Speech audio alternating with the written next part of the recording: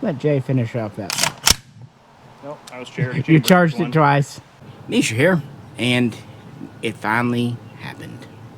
On May 20th, 2025, SIG-Sauer's XM7 was reclassified, designated, firmly accepted as the M7 service rifle. This meant that it finally passed the experimental stage after 3 years and is ready for full rate, full scale production. All advanced changes were made. The design should be solidified. And in addition to that, Jay was out because he wanted to try out my MCX spear in 7.62 NATO, because he previously had an MCX spear LT, the light version, as it were. But he had some problems. We were both curious how the full size would treat him. So let's find out. And as always, if you could, please do like, share, and subscribe. Like to help us out. Check out Patreon. Also, uncut version of the footage with Jay will be on Patreon just for the supporters over there. Jay's first shots through the MCX spear. Hopefully it goes better than my spear LT did.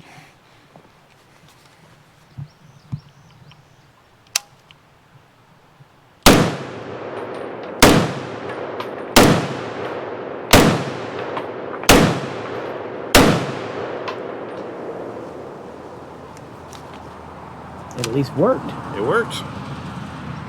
Any comments so far? Punchier than I was expecting. Of course, shooting off of a brace, and have just gone from really genuinely shooting one of the softest shooting 223s I've ever shot to this, as it does feel quite punchy. I did hit the clay targets though, so at probably maybe 30 yards or so, which is better than my spear LT could do. So Speaking of Jay's LT, which no, he did not get from me, thankfully, he was having major accuracy grouping issues. It was shifting a lot. Eventually, he would trace the issue to the barrel, the handguard, from the factory. He bought it brand new. The screws were not properly torqued down to spec, allowing things to shift around. And he confirmed this with SIG-Sauer, although when he sent it back for warranty repair work, let's just say their response was adequate at best, but not terribly satisfactory. Anyway, this goes to show that at least the LTs were experiencing some production issues. Interesting though, Chris Bartacci, Small Arms Solutions, loves his LT. Goes to show you. And we were talking about the really light recoiling gun that we shot that same day. That was the Turkish MKE AP53 pistol in 5.56. Ironically, another friend who picked one up too from the exact same batch thought they were heavy recoiling. It's interesting. Tell you what, let's try adjusting the gas and see. yeah, I'm going to try it on the suppressor gas setting. it was on normal the last time I shot it, so I had to look at the markings and everything to confirm. I'm sure somebody was screaming at me about it. It may not work. We'll see. Did not work. Yeah, I'm not shocked. Again, 13-inch barrel, you're not getting a lot of dwell time in the first place. I began 2024 with 3 modern 7.62 NATO military style. SOCOM again.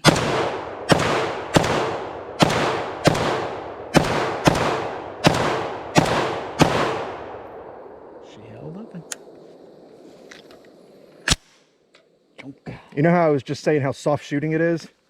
Doesn't feel that way standing over here. Welcome to muzzle brakes. Another mag.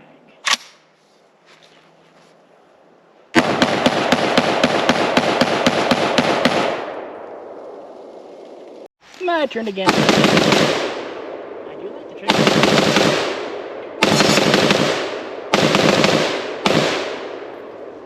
hit steel once. You hit steel twice. Those two are gone now, and I kept this one. And in a previous video, I gave my reasons why. Now, part of it is, yes, that it's the semi-automatic, the civilian version of the XM7, now M7. SIG originally submitted the MCX Spear in 2019 to the Next Generation Weapon System trials that the U.S. Army held. Of course, this was in the 6.8 by 51 cartridge. The cartridge, the caliber, the diameter was actually spec'd by the military. It also required a package deal with a sound suppressor, which would end up being the SLX from SIG, and the optic was part of the package, which would be the XM157, now the M157, made by Vortex in partnership with SIG. They would be declared the winner in 2022, and this would be essentially that version seen, although this is an 7.62 NATO, because when this came into my hands a year ago, you couldn't get the 277 Fury round, the civilian version of 6.8. I didn't look to pick this gun up. It came into my hands, I found it on sale, but I really enjoyed shooting it the first time with J-Ro, and it's been out several times since. Although, that might be changing. Stay tuned to why. As a civilian gun in 308, with the 13-inch barrel and suppressor ready, flash hider mounted, free-floated M-lock handguard, at least M-lock on most sides, pick rail on top, ambi controls, side handle here. It's pretty neat. You're going to have to do something. Obviously, you don't want to shoot it just as a straight pistol. It does have a 1913 round back. You could SBR it. You could put just about any brace adapter you want on here. I went with kind of the slimline SIG type because it folds up very well, works with the handle on the side, keeps it quite compact, and a SIG optic on here. Pistol grip, ambi controls.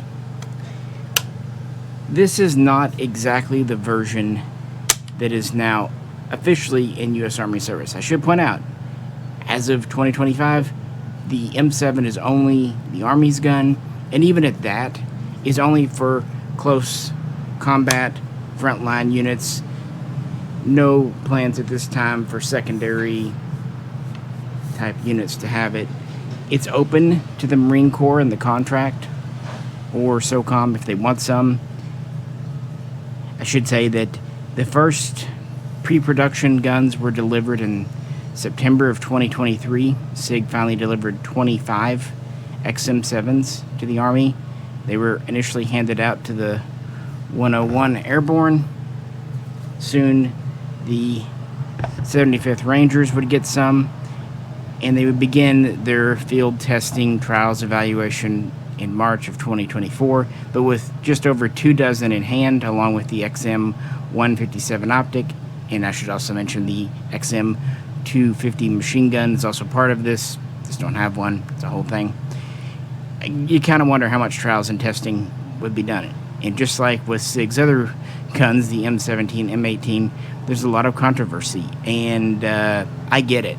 Probably more so than with the pistols themselves because, you know, battle rifles even more important than a defense pistol. Everything has been delayed by years. And it does not seem like more rifles were delivered throughout that year. If so, it was just small iterative batches. I was really beginning to wonder if the XM7 would ever lose the X. When Jay and I recorded that video at the end of April, it was still the XM7. As I record this in the middle of June, it's finally been dropped. And it's good to have Jay out too, to at least give me a little bit of feedback on accuracy, practically so, because, well, what can I do about that?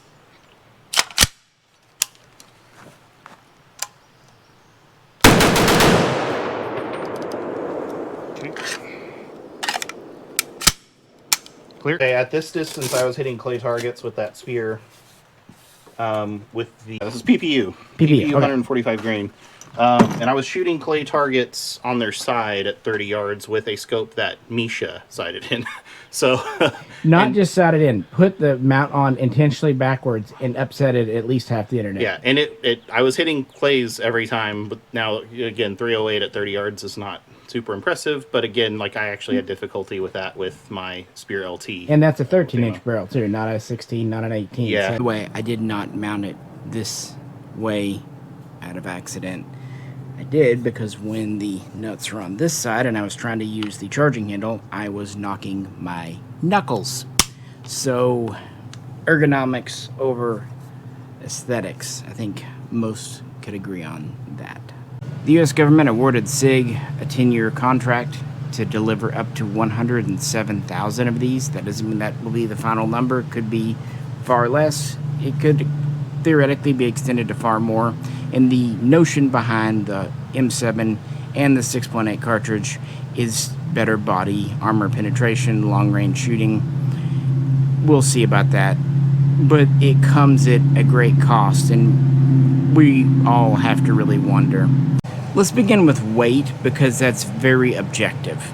Your base gun is under 8.5 pounds.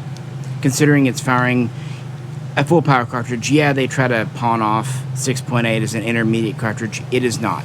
In fact, the 6.8 cartridge itself weighs slightly more than 7.62 NATO per round.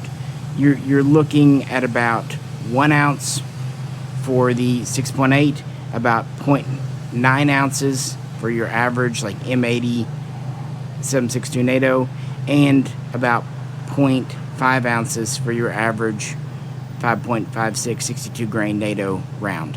So about double the weight of 5.56 and just a hair heavier than 7.62 as a cartridge. That's going to add up.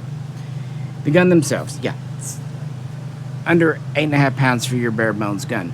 That's great, except your M4 carbine, depending on which variant you get, it's 7 pounds, even less if you go for a light barrel, so more weight there. But this was a complete package. You throw on the Vortex optic, you throw on the suppressor, and it bumps the unloaded empty weight over 11.2 pounds. Throw in one fully loaded 20 round mag of 6.8. That jumps to just under 12 pounds with everything on the gun. And each soldier is expected to carry 7 of these mags, so same mag count as an M4, M4A1. But these are 20. The M4 mags would be 30. So 140 rounds versus 210 rounds of 223. At the same time, the weight, I'm going to just kind of round, kind of loosely speaking, but your 223 7 mags are 7.5 pounds. Your 7 20 round 6.8, depending on exactly the mag carrier, is 9.5 to 10 pounds. So the ammo weighs almost as much as the gun, sans the optic. Yeah, you see what's just kind of adding up. So less rounds, heavier recoil. The overall length of the gun with a 13-inch barrel is about the same as an M4, around 36 inches with your stock deployed. This is, again, a brace. A military stock would be a folding 6-positioner. Total kit, it's really hard to say because we don't know what we've got on the M4. Is it an ACOG? Is it an endpoint? Let's say 14 pounds for a fully kitted up, fully loaded M4 with the mag in the chamber, in the gun. This thing is over 24 pounds. All done. That's the kit. I mean, with the optic on each one, with your extra ammo, yeesh, that's, it adds up. A pound here, 2 pounds there. All in all, this is about 10 pounds more kit for a soldier for the equivalent with an M4A1, give or take accessories. And you get 70 fewer rounds. Of course, the argument is these are more accurate. longer ranged, better body armor penetration. So it sounds like a good DMR. And then also, objectively, cost. We don't know exactly what the individual M7 breakdown is because it's a package deal for like $4.5 billion. But that includes this gun, the M250, the M157 optic, ammo. A lot of sources will say that they're paying $5,000 per gun and then $10,000 per optic. I think that might be a bit skewed, but I could be wrong. But I think that's just initial investment. Whereas your M4A1 these days, they're paying about $650 to $700 depending on the configuration per gun. And then if you put an aim point or ACOG on it, it's kind of down to that contract. And then if you put a, say, a Surefire sound suppressor, that's on there too. Let's just be real generous and say $3,000 because it's U.S. government. It's probably less than that, but there you go. The complete M4 kit absolutely costs less than just the base M7 rifle. But is it worth it? I'm gonna reacquaint myself. Why not?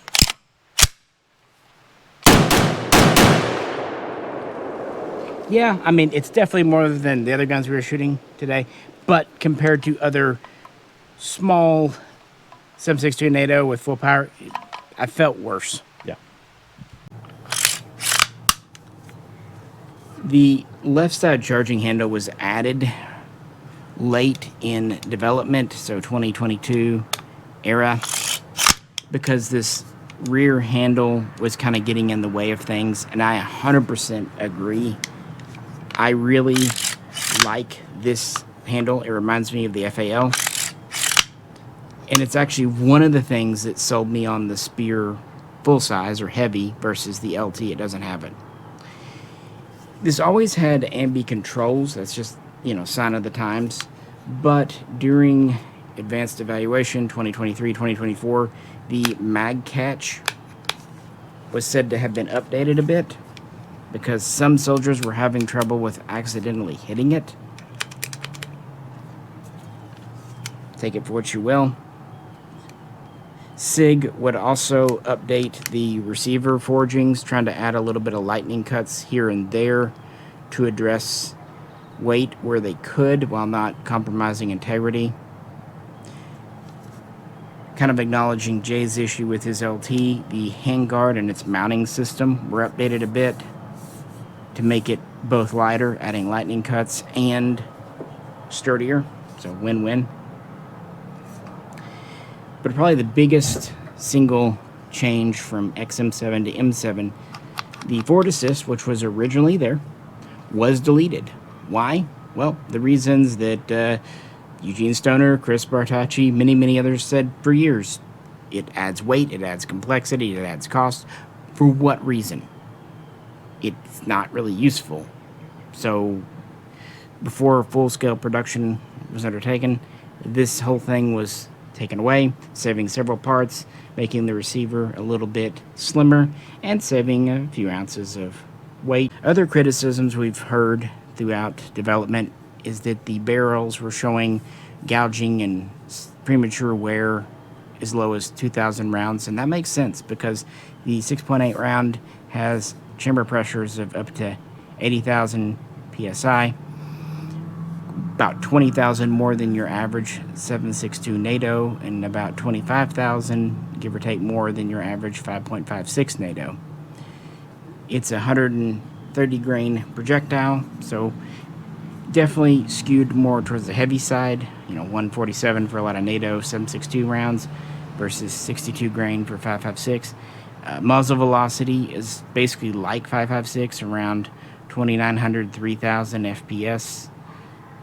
Out of this short of a barrel, because 13 inches on this pistol is the standard military barrel length, with the suppressor it keeps the overall length down. Whereas if you were to try to fire a 7.62 NATO out of a 13-inch barrel, you're looking at 2,200 to 2,400 FPS, depending on which kind of cartridge you're firing. Of course, 5.56 is higher, but especially M8, 5.5A1, it kind of cooks about the same, 828, 2,900, but far lighter projectile. Of course, it is a short stroke piston system. It has all the recoil mechanism in the upper receiver, allowing for a true folding stock, in this case brace, whereas your average AR cannot. The trigger is also very nice on this gun. I like the ergonomics. I like the fact that it's connected to a military gun. I like the reliability. That's why when last year things needed to be shifted around, I kept this and got rid of my others. For example, And bag number 4.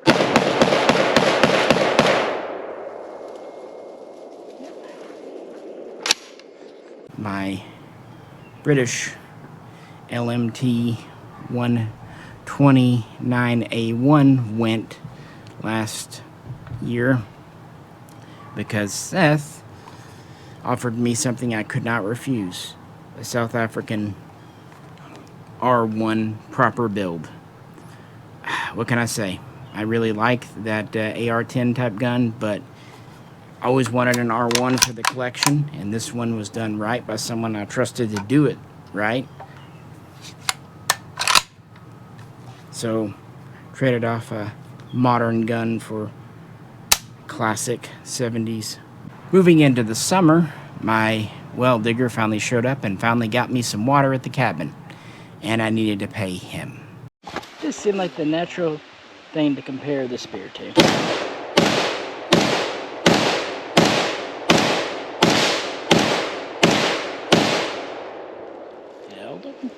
That's when the SIG Switzerland, sorry, stock's a little stuck there, SG-751 SOCOM went. And that was a hard decision because I enjoyed shooting that too. But it would bring enough money to cover the well, and my mental reasoning was, well, I still have essentially the 556 version, the SIG SG-551 here. A gun that also considered selling last year to help fund the cabin, but I just couldn't quite manage it because, by good, it's still my favorite one to shoot, even if it's the least Swiss military of the ones I own. By the end of 2024, this was my modern 308 shooter. But you might notice it's missing its sling. Initial impression, and you'll either see it, you've already seen it, or you're about to, is that it felt punchy to me. Again, we had just finished shooting a bunch of very light recoiling 223s. I think the main thing is this, is the brace here, this little folding brace, not being used as intended against the shoulder. It's a lot. It's not a lot for 308. So yeah. So anyway, so I wanted to clarify that point. Yeah. Is I don't think I it think you're right. recoils a lot more. I think it's just more. Yeah, that's a very skinny. that. Yeah, if I had more of a, like the SB4A brace, I think it would help. Right. Yep. Letting Jay finish up that box.